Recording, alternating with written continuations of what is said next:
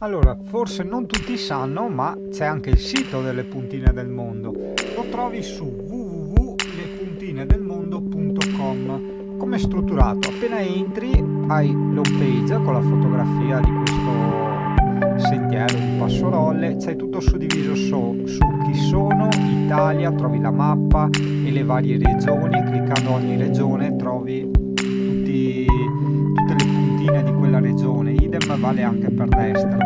Utilità, trovi vari accessori, può essere roba per camper, cose ITEZ che uso io, diario di bordo, area download e la mappa generale di tutto, contatti e social. Qui hai una breve presentazione, qua c'è subito il cane pericoloso, molto pericoloso, dicono così.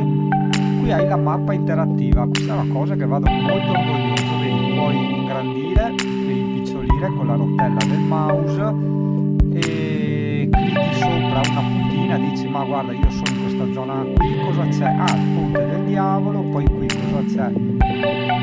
Sosta sul fiume Isonzo, qua siamo già in Slovenia, vediamo cos'altro c'è qui, chiesetta medievale e le grotte di San Giovanni d'Angelo. Uno dice ah che bello, vado qui, clicchi qui e ti si apre la scheda. Nella scheda hai le varie fotografie che scorrono,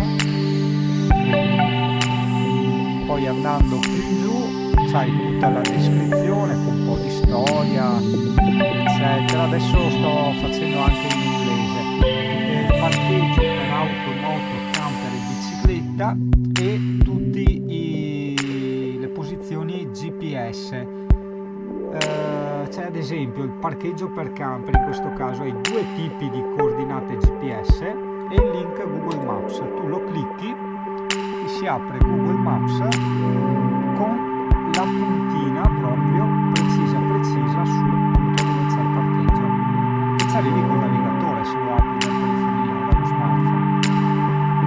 Andando un po' più giù, qua ci sono diciamo gli ultimi luoghi inseriti, esplorati in Italia, stesso discorso, qui clicchi e ti si apre la scheda della puntina, qua puoi scorrere le varie pagine e cosa ho fatto? Poi c'è il link alla pagina di YouTube, il link alla pagina Facebook, perché c'è anche la pagina Facebook, le puntine del mondo.